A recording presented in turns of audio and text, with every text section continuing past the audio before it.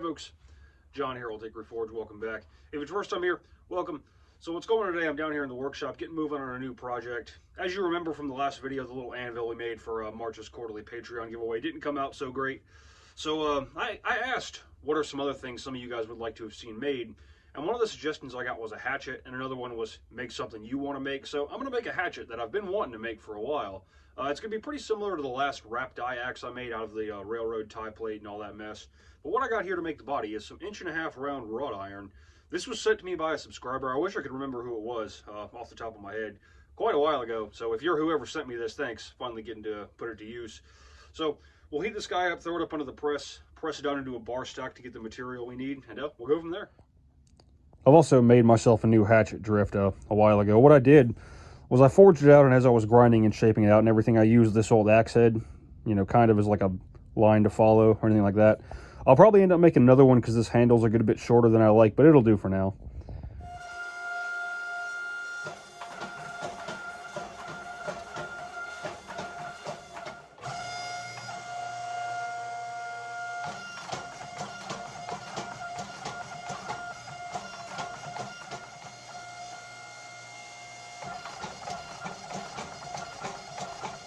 Alrighty, we got that guy processed down. That was only about 6 inches of 1.5" round, and we got a 1/2 inch by 1.5" by about 15 inches of bar stock out of it. So, you know, kind of surprising how much is actually there. But we'll let that guy cool, and we'll take what we need from it and keep moving. So here's the dimensions I'm working off of. I learned all this watching John Switzer at Black Bear Forge. I'll leave a link to that video in the description. But basically, I've marked the center line on both sides. On the side that's going to become the pole, we've got marks 5/8 on each side of our center, so 1.25" inch total. On the other side, we got them 1 3/4 from the center line, so 3.5 inches total. I'm going to go ahead and score these with a grinding disc so that whenever I go to the anvil to do the set downs, it'll be a little bit easier to feel. But that's what's happening now.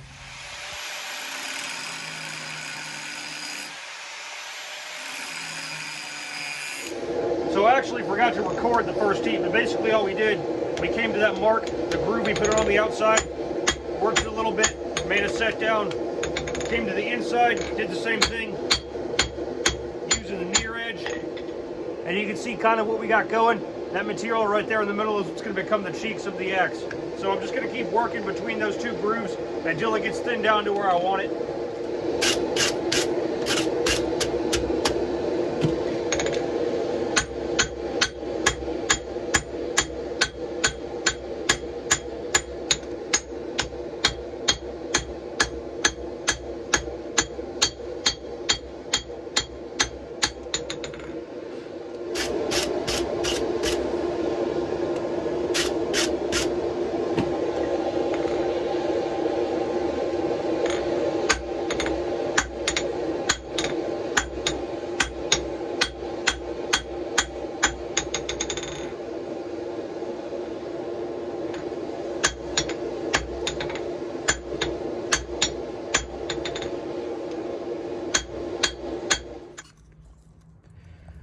Alrighty, we got our set downs done, got the material for the pole isolated and the cheeks thinned out.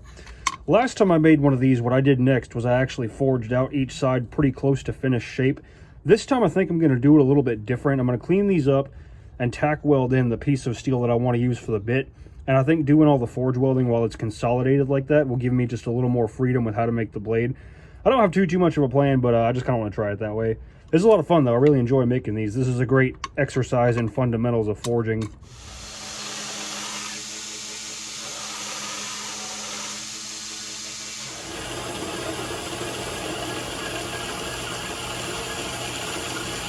Alrighty, we got our bit steel tack welded in using 1075 for the bit. Like I said, last time I made an axe like this, I didn't use this method, so I'm not sure if it's going to be easier or harder or anything like that. I'm not too worried about those the tack welds fouling up the edge by the time it's done, because once this thing is forged out, profiled, with everything we're going to lose to scale and grinding, that mild steel MIG wire should be long gone.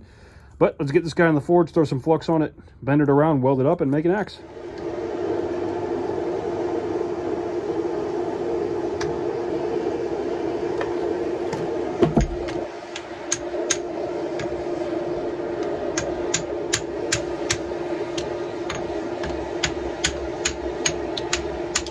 So I had to fight with it a tiny bit.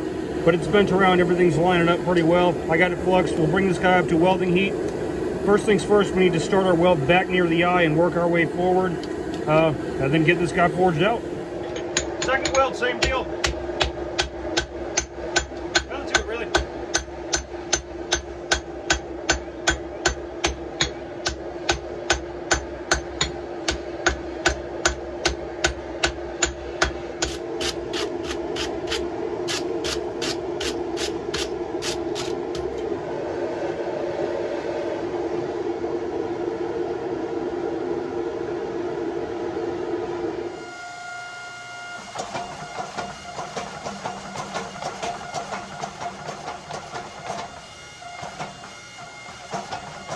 Alrighty, so what I did there was just take a good hot heater to the press and try to kind of reduce the stuck down a little bit to be a little more manageable to forge out by hand before it was so thick and kind of hard to work with.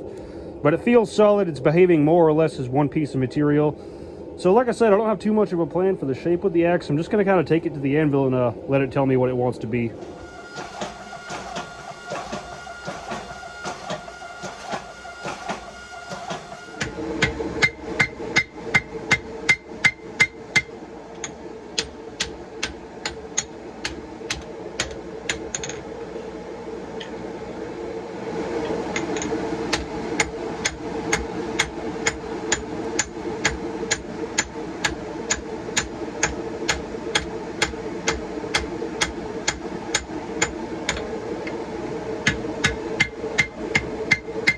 Alrighty, after messing with this thing for a while, I've got a freeform that I think I'm pretty happy with. I can come in, sculpt that out, make it look kind of cool.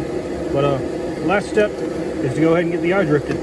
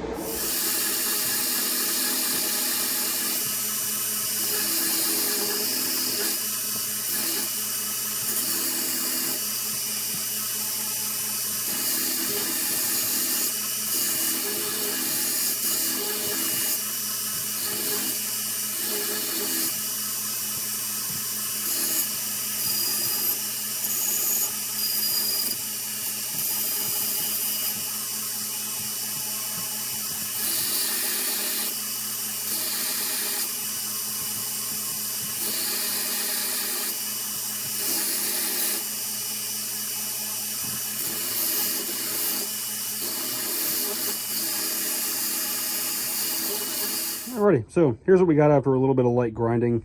I went ahead and took it up to 120 grit, so hopefully I don't need to grind through my touch mark when I polish it out and everything. It's good and centered, the eye's pretty straight.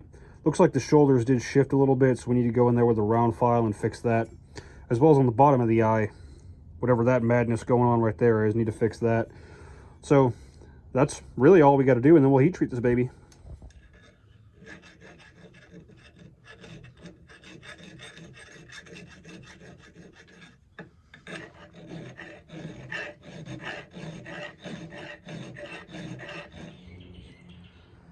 Let's give it a quick test etch in case it doesn't make it through the quench.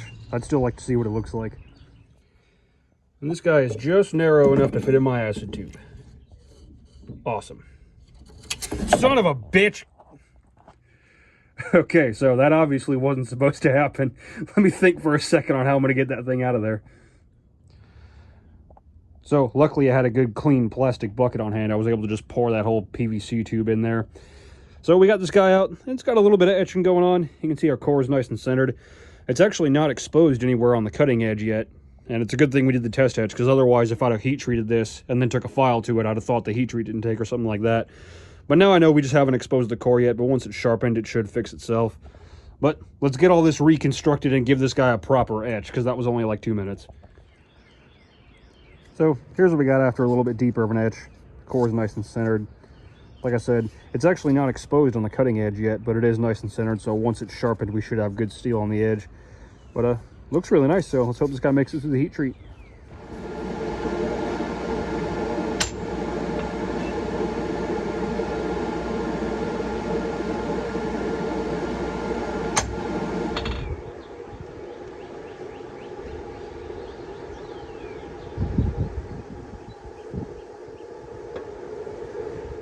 So what I'm doing now after the quench is called draw tempering.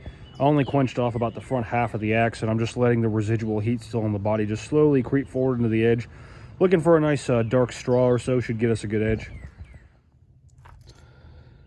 So here we are to the quench. It's looking pretty good.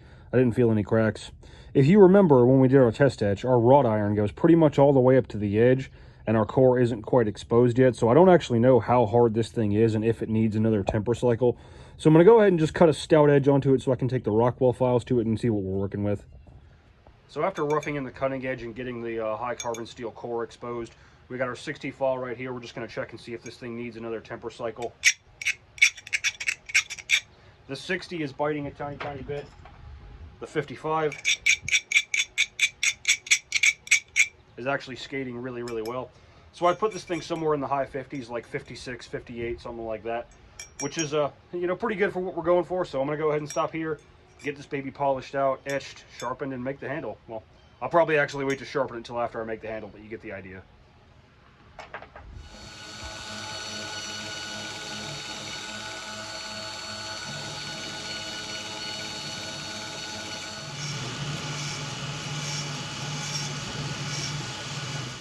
Get her degreased. Just so you know, this is WD-40 brand degreaser. It's not just WD-40. They make other stuff, you know. Alrighty. Got her back in the acid. I just made a more acute bend in the wire this time, and it's holding fine. I know a question I'm probably going to get is, why didn't you use a magnet to fish it out? It's because I don't have a magnet narrow enough to fit in here, so I promise there's a method to the madness. So this is just a few minutes into the first etching cycle. I just wanted to go ahead and show you our high carbon steel is exposed along the entire cutting edge. Once it's sharpened, you're not going to really be able to tell, so there you go. So this here is after two 15-minute etching cycles, total of 30 minutes in the acid. Looks pretty cool, I think. So I've got this guy, took some Windex and neutralized the acid, sprayed it down with some WD-40. We'll go ahead and get the handle made, and then we'll get it sharpened and fit it up. To make the handle, I got a nice straight grain piece of ash.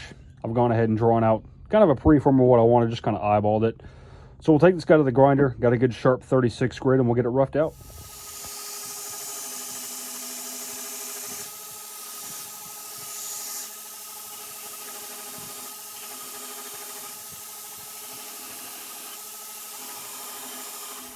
Scraping your handle with a good sharp knife will help take a lot of the high spots from the sander out. That'd save you a little bit of time hand sanding. Now to do it really.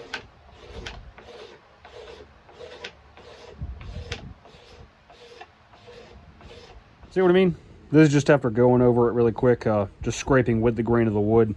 The knife does leave little chatter marks you have to sand out, but it does save a lot of time than if you would rather just gone directly from the grinder to sandpaper. So, you know, just a cool little trick to know. So, next thing I was going to do was going to go ahead and sharpen this and everything, but right now it just looks so pretty with the wrought iron and the black of the 1075. And the edge, you know, it's already pretty sharp. It's not razor sharp, but it is perfectly serviceable.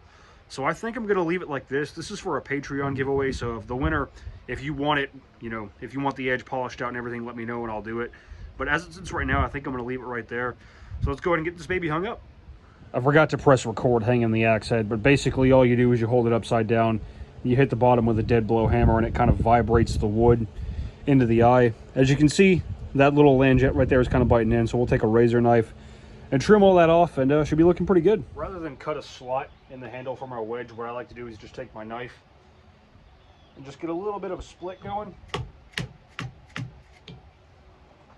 Throw a little bit of wood glue in my wedge.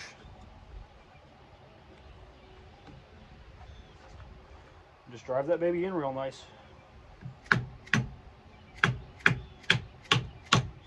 Then to really put the wedge in, I like to rest it on the anvil and strike from the bottom.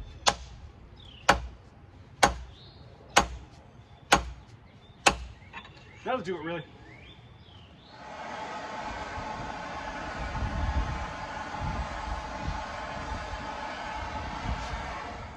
So I decided to char the handle kind of like I do with my hammers, just because I thought it would look cool with you know, the etched wrought iron and all. So now it's in the linseed oil bath. We'll give it about an hour, flip it over, soak the bottom half about an hour. You know, that should really soak in there and preserve the wood real good. So here she is, all done. Really happy with the way it came out. The wrought iron's really pretty. There's a lot going on with the grain. 1075 core is nice and centered. Head fit up isn't dead perfect. There's a little bit of space right there. On the bottom, there's none though. So what that means is basically just as I was shaping out the handle, I kind of misjudged the taper of the material as I was going down, but it is perfectly solid. I didn't do any chopping with it because I don't want to mar up the surface finish, but the handle's ash, 18 inches long, looks really cool. I think feels really good in the hand.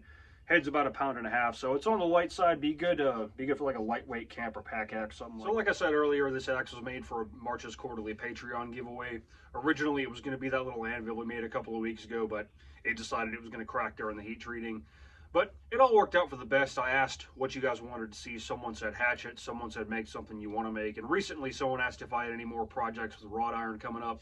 So I took all that, and this is what I came up with.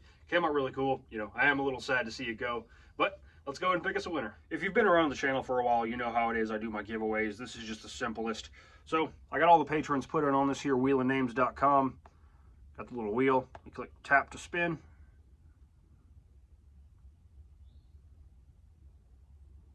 One of these days.